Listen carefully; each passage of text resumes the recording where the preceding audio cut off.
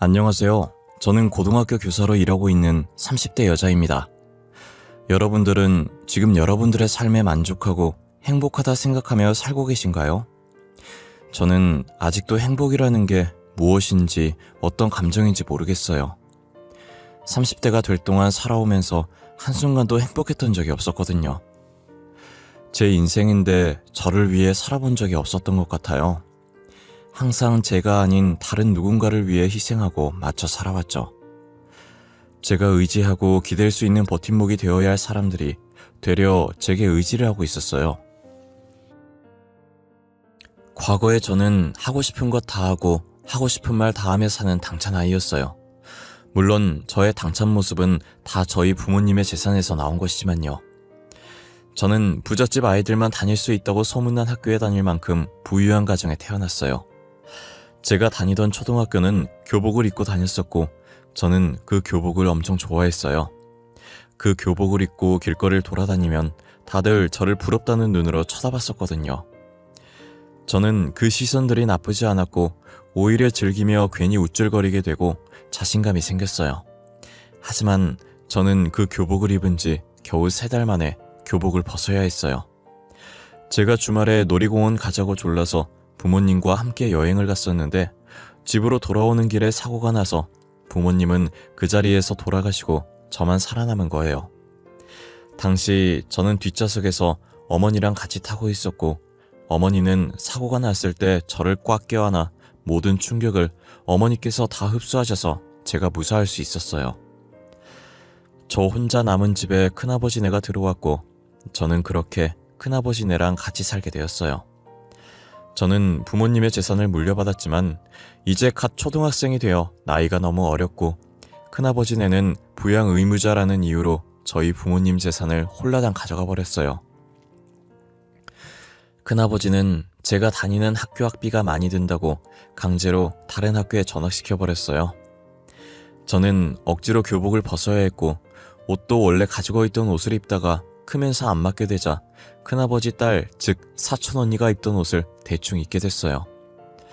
저희 부모님 돈으로 자기들은 호화호식 누리면서 저는 남은 밥을 먹고 언니가 입던 옷을 입어야 했어요. 제가 원래 다니던 학교도 사촌 언니가 다니기 시작하더라고요. 저는 언니가 교복 입은 모습을 볼 때마다 교복을 갈기갈기 찢어버리고 싶었어요.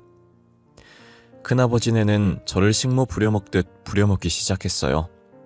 엄연히 말하면 본인들이 제 집에서 놀고 먹고 있는 건데 되려 저를 불청객 취급했어요. 덕분이라는 말이 어울리는지 모르겠지만 저는 큰아버지네 덕분에 일찍부터 요리며 청소며 못하는 게 없었고 하도 부려먹어서 생활력도 절로 강해졌어요. 다른 아이들은 학교에 가기 싫어했지만 저는 큰아버지네 없는 학교가 제일 좋았어요. 학교에 있는 시간만큼은 자유의 몸이고 친구들과 걱정 없이 놀았어요. 다른 친구들과 다르게 학교 시간이 다가올수록 암담해지긴 했지만요. 저는 학교를 마치고 집에 들어오는 순간부터 본격적으로 하루가 시작됐어요. 들어오자마자 큰아버지네 저녁을 준비해야 했고 제가 없는 동안 어질러진 집을 치워야 했어요. 항상 큰아버지네는 자신들 덕분에 집안일 실력이 느는 거라고 다음에 시집가게 되면 자신들에게 고마워할 날이 꼭 올 거라며 되도 않는 말을 하셨어요. 예, 넌 우리한테 항상 감사한 마음으로 살아야 한다. 친자식도 아닌데 걷어줘, 집안일 가르쳐줘. 이거 봐, 요리 실력 내는 거. 아유, 시집가면 이쁨 받겠어? 그래, 넌 진짜 우리 엄마 아빠한테 감사하다고 절해야 돼. 나 같았으면 너 진작에 어디다 갖다 버렸어. 내 자식도 아닌데 너 왜 키워? 그러게, 나는 전생에 무슨 죄를 얼마나 지었길래 남의 자식을 키우고 있는지. 아유, 내 팔자야. 그래도 저희 부모님 돈으로 이렇게 잘 지내고 계신 거잖아요. 이 집도 저희 부모님 집이고 오히려 저한테 고마워해야 하는 거 아니에요? 언니도 누구 돈으로 그 교복 입고 학교 가는지 잘 생각해. 어머 얘, 누구 돈으로 학교를 가냐니. 우리 돈으로 가는 거지. 이제 너네 부모님 돈은 없어. 우리한테 들어왔으면 이제 우리 돈 아니니? 그러니까 너는 얌전히 빨래나 해. 그 옷 손빨래 해야 된다? 큰아버지네는 과거에 세 식구 겨우 끼니 때울 만큼의 돈밖에 못 벌고 단칸방에서 옹기종기 모여 살던 시절은 생각도 못하고 제게 으름장을 놓았어요. 저희 부모님 재산이 없었더라면 죽을 때까지 이렇게 살아보지도 못했을 사람들이 다 자기가 잘나서 지금 이렇게 사는 거라며 저한테 집안에 도움이 안 된다고 구박했어요. 큰아버지네는 따로 돈 벌 생각도 하지 않았고 집에서 놀고 먹으며 저희 부모님 재산만 축내고 있었어요. 사실 저한텐 큰아버지네가 모르는 비밀이 한 가지 있어요. 내가 초등학교 올라가면서 혹시나 무슨 일 생길지도 모른다고 부모님이 제 명의로 남겨놓은 건물이 하나가 있었거든요. 이런 일이 생길 걸 미리 예상이라도 하셨다는 듯 부모님이 급하게 명의를 저한테 돌려놓으셨었어요. 큰아버지네가 돈을 너무 흥청망청 쓰셔서 부모님 재산이 금방 사라져버렸고 남은 건 제 건물뿐이었죠. 저는 괜히 말했다가 이 건물도 뺏길 것 같아서 건물에 대해서 한 번도 언급한 적이 없었어요. 언젠간 성인이 되면 그 건물에서 살 것이라고 다짐했고 이 집에서 하루라도 빨리 나오고 싶어서 빨리 성인이 되기만을 기다렸어요. 저는 고등학생이 되자마자 각종 아르바이트를 하기 시작했어요. 큰아버지는 부모님 돈을 다 써버려서 당장 생활할 돈도 없다고 돈 벌어오라고 하는 거예요. 도대체 그 많은 돈을 언제 다 쓴 건가 했더니 큰아버지가 노름을 하고 있었더라고요. 결국 노름판에서 모든 것을 잃고 이제 돈이 없으니 집에서 손가락만 빨고 있었던 거죠. 야, 넌 돈을 왜 그렇게 뜨냐? 너도 내가 한심하냐? 한심하냐고?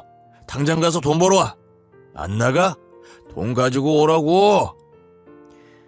우리 당장 밥 먹을 돈도 없어. 굶고 싶지 않으면 돈 벌어와.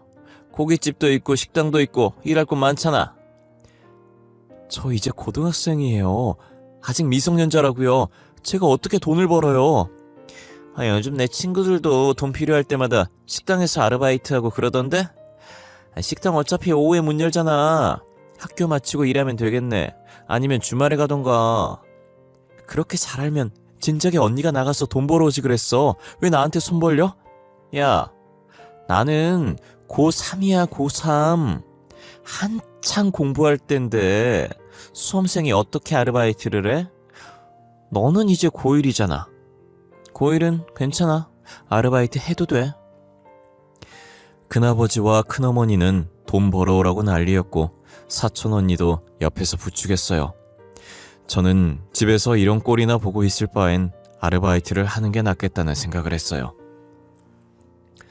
돈 되는 일이라면 어떤 일이든 열심히 했던 것 같아요. 평일엔 고깃집을 했었고 주말 오전엔 청소년들이 노는 노래방, 주말 오후엔 PC방도 했었어요. 한창 놀 나이에 몸이 10개라도 모자랄 정도로 열심히 살았었어요. 다들 일하려고 하지 않았고 정말 제가 아니면 집구석이 돌아가지 않았어요. 밖에서 일하고 집에선 또 집안일하고 눈 감을 때까지 하루 종일 일이었어요. 저는 일해서 받은 돈으로 큰아버지께 생활비를 드리고 몰래 일부를 조금씩 모았어요. 성인이 되면 바로 독립할 생각으로 돈을 악착같이 모아왔어요. 그런데 막상 제가 성인이 되고 보니 미운 정도 정이라고 큰아버지네가 신경 쓰이더라고요. 그동안 놀고 먹어서 경렬단절로 써주지도 않을 건데 어떻게 밥벌이를 할지 걱정이었어요. 제가 다니는 대학교 근처로 원룸을 구하려고 했는데 포기하고 계속 큰아버지네와 같이 살았어요. 와중에 사촌 언니는 대학 등록금 낼 돈이 없어서 휴학을 했더라고요. 보통 다른 사람 같으면 휴학하는 동안 아르바이트를 해서 등록금을 모을 텐데 사촌 언니는 태평하게 방에서 누워만 있는 거예요. 언니, 등록금 낼 돈 없어서 휴학했다며 계속 이러고 있어도 돼? 아르바이트해서 등록금 마련하거나 학자금 대출 받던가 해야 하는 거 아니야? 뭐하러 대출을 받아, 네가 있는데. 너 일하잖아. 돈 모아둔 거 있을 거 아니야. 그거 좀 줘봐. 대학 등록금 내게. 다음에 내가 돈 벌면 다 갚아줄게. 나는 대학교 안 다녀? 나도 등록금 내야 돼. 언니도 아르바이트 하면 되잖아. 언제까지 동생한테 손 벌릴 거야? 창피하지도 않아? 이게 언니한테 말하는 싸가지 봐. 네가 지금 돈 좀 번다고 요새 떠는가 본데 내 인생 신경 쓸 시간에 네 인생이나 잘 살아. 되도 않는 훈계질 집어치우라고. 사촌 언니는 기분 나쁘다는 표정을 하고 제 어깨를 치더니 그대로 저를 지나쳐갔고 얼마 지나지 않아서 큰어머니께서 쿵쿵거리며 다가왔어요. 그러더니 갑자기 제 머리채를 잡아채는 거예요. 네가 우리 딸한테 훈계질했다며? 대가리 좀 컸다고 아주 키워오르려고 하네. 안 그래도 스트레스 받는 일 많았는데 너 잘 걸렸다. 비 오는 날 먼지 나오도록 털어줘야겠어. 아, 큰엄마 이것 좀 넣으세요. 제가 언제 훈계질했다고 그러세요. 저는 그냥 언니가 계속 놀고만 있길래 걱정돼서 한 말이었다고요. 우리 딸이 놀고 있든 자고 있든 네가 무슨 상관이야. 너는 키워주는 애를 이딴 식으로 갚니? 하여튼 머리 검은 짐승은 거두는 게 아니랬는데 부모 죽고 불쌍해서 걷어줬더니. 큰엄마, 여기서 저희 부모님 얘기가 왜 나와요? 그리고 이것 좀 놓고 말하시라고요. 제가 잘못했어요. 다신 안 그럴게요. 그러니까 이것 좀 놔주세요. 네? 결국 저는 잘못한 것도 없는데 잘못했다고 빌었고 겨우겨우 큰어머니 손에서 벗어났어요. 머리는 산발이 되어 있었고 사촌 언니는 그런 제 모습을 보더니 혀를 한번 내밀고 자기 방으로 가더라고요. 저는 세수라도 하려고 화장실에 갔는데 거울에 비친 제 모습이 너무 처량해서 헛웃음밖에 나오지 않았어요. 그날따라 부모님 생각이 많이 났고 큰아버지네 보란 듯 열심히 공부해서 성공하고 싶다는 생각이 들었어요. 저는 그날 이후로 미친 듯이 공부를 했고 대학교 졸업하자마자 임용고시에 합격을 했어요. 사촌 언니는 여전히 졸업을 못하고 있었고 저는 보란듯이 학교에 출근을 했어요. 전 일찍이 아르바이트를 통해 사회생활을 경험했던지라 첫 직장임에도 불구하고 적응을 잘했어요. 아무래도 대학 졸업하자마자 임용고시에 합격해서 저희 학교에선 제가 제일 막내였어요. 다들 저보다 나이가 많은지라 저를 아직은 아이 취급하면서 다른 선생님들이 많이 이뻐해 주셨어요. 유치원 다닐 때 부모님께 이쁨 받던 시절을 제외하곤 처음 받아보는 관심이라 기분이 약간 이상했어요. 집에선 저를 못 잡아먹어 안달난 사람들이랑만 지내다가 이렇게 이쁨을 받으니 괜히 눈물 날 것 같았어요. 저는 학교 생활이 너무 재미있었고 저희 반 아이들도 다 착해서 별탈 없이 잘 지냈어요. 집에 있는 것보다 훨씬 좋았기 때문에 야근을 해야 한다고 해도 행복했어요. 제가 안정적으로 돈을 벌기 시작하니까 큰아버지네는 대놓고 돈을 내놓으라고 요구하더라고요. 그만큼 키워줬으면 오는 게 있어야 하는 것 아니냐면서요. 너 월급이 얼마라고 했지? 선생이면 월급 좀 될 거 아니야. 앞으로 용돈 줄 때 나랑 네 큰엄마랑 따로 보내. 알겠어? 그만큼 키워줬으면 오는 게 있어야지. 우린 많은 거 안 바래. 달에 각자 60만 원씩만 줘. 우리도 입에 풀칠할 건 있어야지 않겠어? 요즘 다들 그렇게 받는다고 하던데. 60만 원이요? 저 지금 계약직이라 60만 원씩 드리면 남는 거 없어요. 죄송하지만 60만 원은 무리예요. 달에 30만 원씩은 드릴게요. 겨우 30만 원? 30만 원으로 누구 코에 붙이니? 밥 몇 번 사 먹으면 없겠구만. 그럼 60만 원까지는 안 바랄게. 45만 원. 딱 45만 원. 어때? 40만 원. 저도 그 이상은 안 돼요. 40만 원 드려도 적자예요, 진짜. 이제껏 제가 알바했던 돈도 절반 이상 드렸었잖아요. 알았어. 40만 원. 우리 진짜 많이 봐줬다. 알지? 매달 40만 원씩 보내. 큰아버지네는 그렇게 저를 부려먹고도 뻔뻔하게 키움값 내놓으라고 하셨고 저도 처음엔 키워준 은혜 갚고 끝내자는 생각에 돈을 줬었어요. 그런데 제가 한 번 주기 시작하니까 별의별 핑계를 다 대면서 야금야금 돈을 가지고 가더라고요. 탁자 부러졌다고 새로 사야 하니 돈 좀 보내달라고 하길래 제가 부러뜨린 것도 아닌데 왜 저한테 달라고 하는지 물어봤어요. 큰어머니는 뻔뻔하게 이 집 원래 너희 집 아니었냐며 집주인이 고치는 게 당연하다는 거예요. 저는 괜히 말 길게 해봤자 저만 피곤할 것 같아서 한숨만 쉬고 계좌로 돈 보내줬어요. 큰어머니가 해결되니 큰아버지가 연락이 와서 용돈이 다 떨어져서 지금 밥 먹은 거 계산을 못하고 있다고, 계산 못하면 경찰에 신고하겠다는데 가만히 보고만 있을 거냐고 하더라고요. 저는 또 할 수 없이 음식값을 큰아버지에게 드렸어요. 이런 식으로 짜잘짜잘한 일들로 제게 돈을 뜯어가시는 거예요. 뭐라고 하기도 못한 게 제게 가져가는 돈이 4만 원, 5만 원 이런 식의 소액이었거든요. 겨우 4, 5만 원 가지고 쪼잔하게 난리치는 사람들 것 같아서 아무 말도 못하고 있었어요. 그냥 말 길어지기 전에 입금해주고 치우자는 마음이 더 많았죠. 그래도 제가 학창시절 아르바이트 했을 땐 평일엔 알바하고 주말엔 공부한다는 핑계대고 나와서 주말에 아르바이트 하는 걸 비밀로 했었거든요. 평일 알바비 절반 이상을 줬다고 해도 지금 주는 돈보다 적었어요. 그래서인지 제가 돈을 많이 주니 예전처럼 구박을 하진 않더라고요.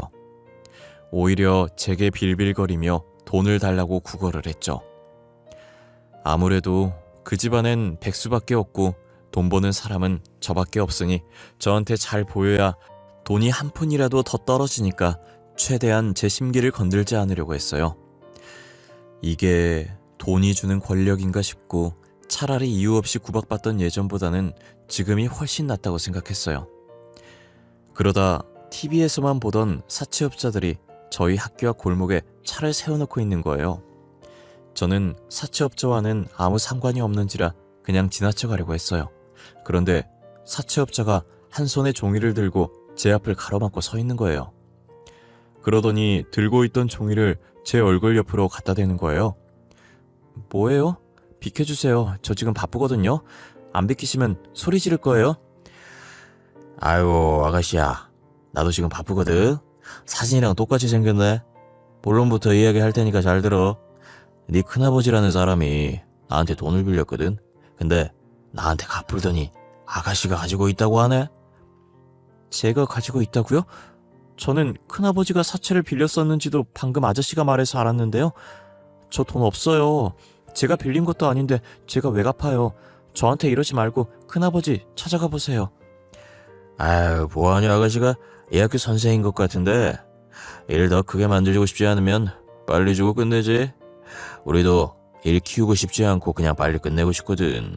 그러니까 좋은 말 할 때 돈 주는 게 좋아. 진짜 왜 그러세요? 제가 빌린 거 아니잖아요. 왜 저한테 이러세요? 돈 빌린 사람한테 가서 돈 달라고 하세요. 엄한 사람한테 돈 달라고 하지 마시고. 아, 말귀를 못 알아듣네. 아가씨가 돈 가지고 있다고 했다고 아까 말했잖아. 이렇게 끝내려고 했는데 계속 내 심기를 건드리네. 지금 너네 나 가지고 장난쳐? 알고 보니 학교 앞에 있던 사채업자는 저를 찾아온 것이었고 큰아버지가 노름한다고 돈 빌렸는데 사채업자가 찾아오니 제가 돈을 가지고 있다고 거짓말을 친 것이었어요. 그래서 제가 일하는 학교와 제 사진을 사채업자에게 넘긴 거죠.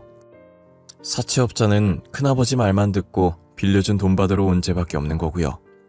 저와 사채업자는 옥신각신하면서 목소리가 점점 커지기 시작했고 주변에 있던 학생들과 선생님들이 집으로 가다가 저희 쪽을 쳐다봤어요.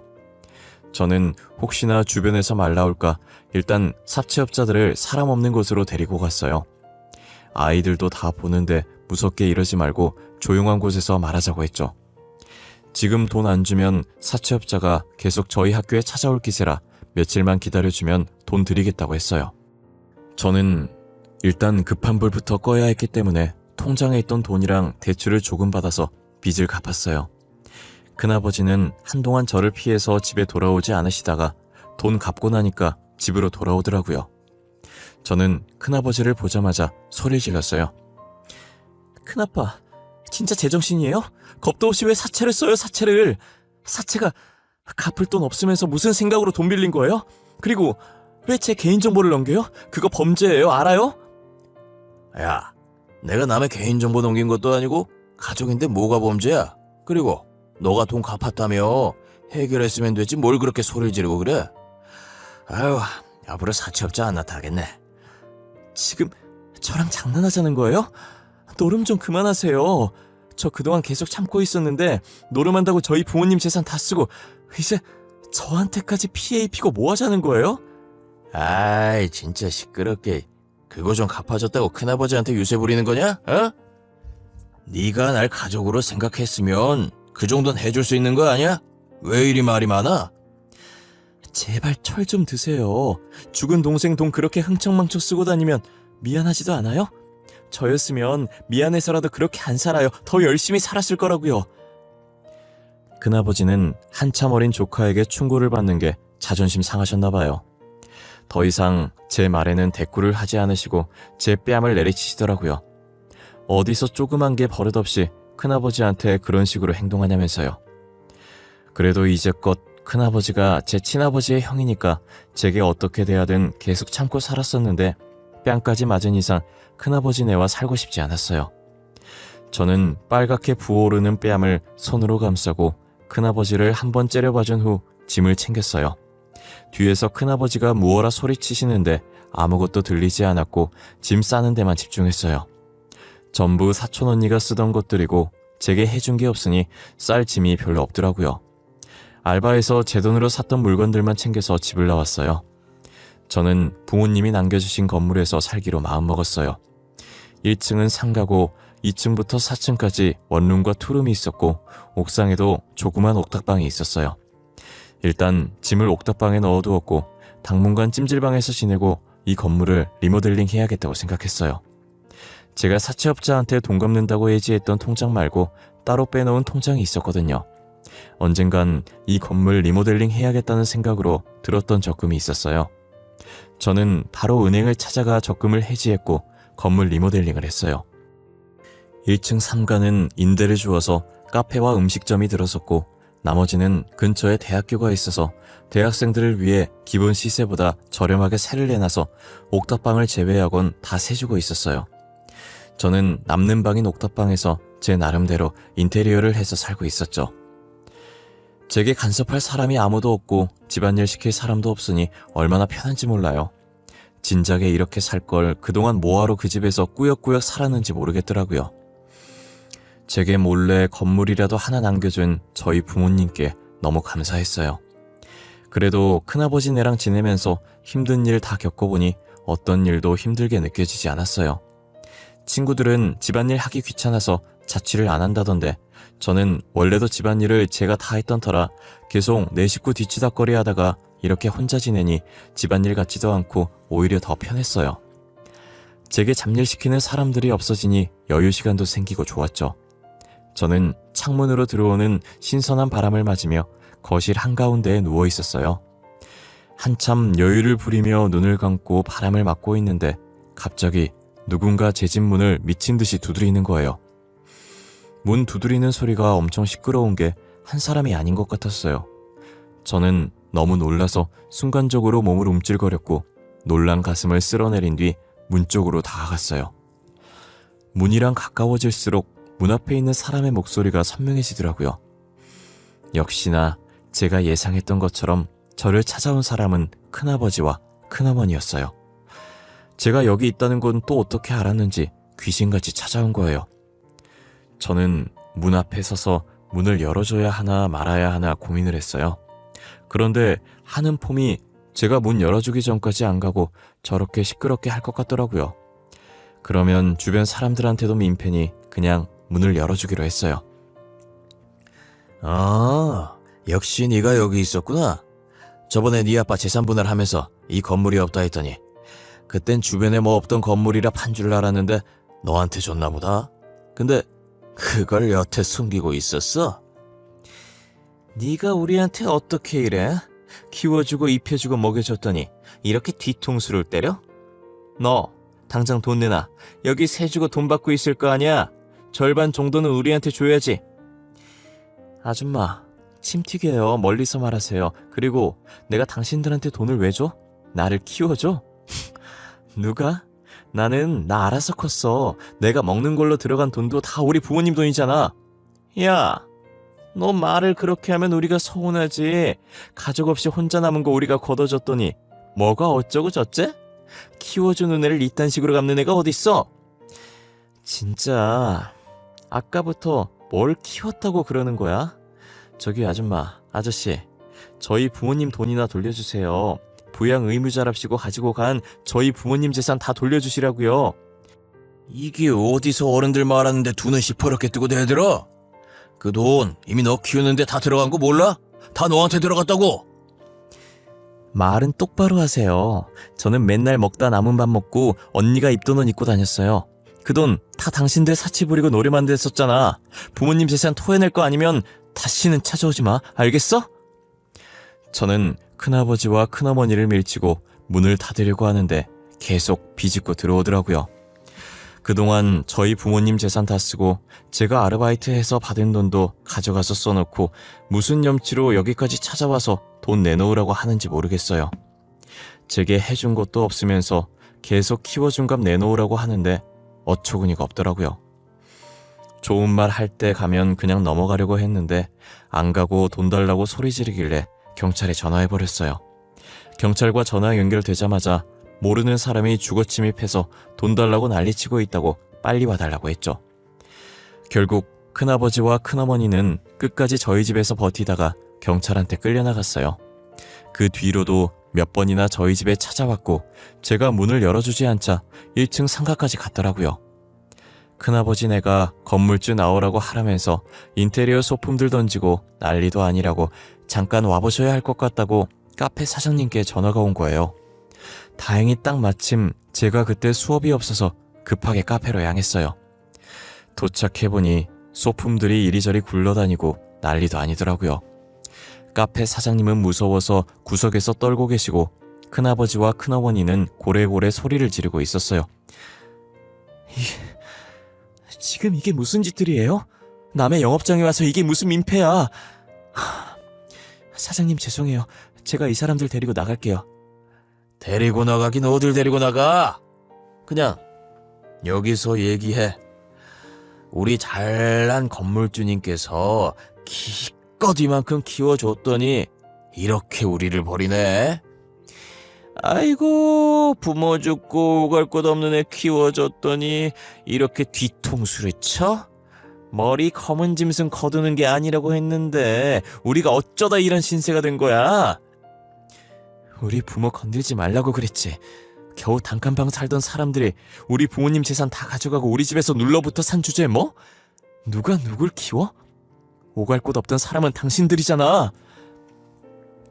카페에 있던 사람들은 큰아버지와 큰어머니 말을 듣고 저를 쓰레기 보듯 했었어요.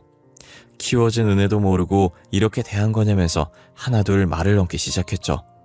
하지만 제가 부모님 재산 다 가지고 가고 어린애 아르바이트 시키고 집안일 시켰다고 하니 사람들은 큰아버지와 큰어머니께 따가운 시선을 보내고 저마다 한 소리씩 하더라고요. 제 욕을 하던 사람들은 한순간에 큰아버지네를 욕하기 바빴어요. 기세등등 하던 큰아버지와 큰어머니는 사람들이 자신들에게 손가락질하며 욕을 하자 눈치를 보기 시작하더라고요.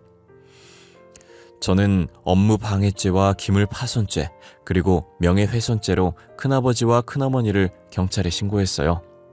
같이 경찰서로 가서 다시는 제 주변에 얼씬거리지 못하도록 접근금지 신청도 하고 나왔어요. 큰아버지와 큰어머니는 조사를 받았고 벌금형으로 끝나긴 했지만 죄가 많아서 벌금도 만만치 않다는 거예요. 웬만하면 저희랑 합의하라는 답을 받았다고 하더라고요. 저는 카페 사장님께 절대 합의해주지 말라고 했고 저도 합의할 생각 없다고 전했어요. 결국 큰아버지와 큰어머니는 많은 벌금을 내야 했고 벌금 낼 돈이 없어서 다시 사채에 손을 댔어요. 그리고 지금은 저와 연락을 끊은 상태고 큰아버지네는 사채업자들 피해 다니고 있다고 하더라고요. 제게 조금만 잘해주셨더라면 끝까지 그 은혜 잊지 않고 잘해드렸을 텐데 일을 이렇게 만든 건 다 큰아버지 큰어머니 본인들이죠. 저는 절대로 큰아버지네를 용서할 마음이 없어요. 잘못했다고 무릎 꿇고 싹싹 빌어도 용서하지 않을 거예요. 그리고 앞으로는 남을 위해서가 아닌 저를 위해서 살 거예요. 남을 위해 살아봤자 제게 돌아오는 건 아무것도 없더라고요. 제 이야기는 여기까지입니다. 여러분들은 꼭 자기 자신을 아껴주시고 오로지 자신을 위해서 사셨으면 좋겠어요. 우리 모두 소중한 사람들이잖아요.